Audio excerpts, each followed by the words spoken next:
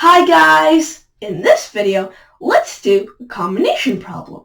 So the problem is 11 people want to go to the mall, but there is only one 8-seater car. How many ways can they all be seated? Let's find out! So now here there are 11 people, but there's only one 8-seater car. If there are 11 people and 11 seats in the car, then we would do 11 factorial. But there's only one 8-seater car.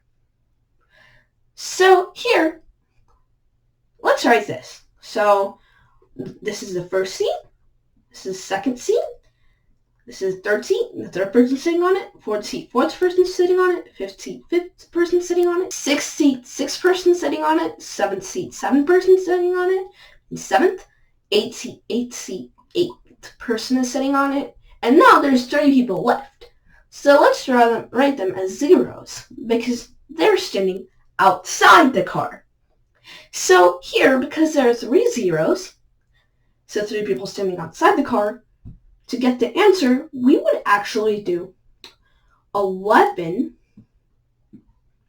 factorial divided by 3 factorial, because there are 3 people standing outside the car, so 3 zeros.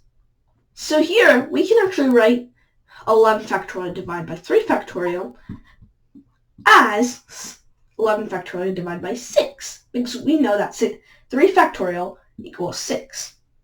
So here, this math is going to be a bit hard, so let's use a calculator. So 11 factorial divided by 6.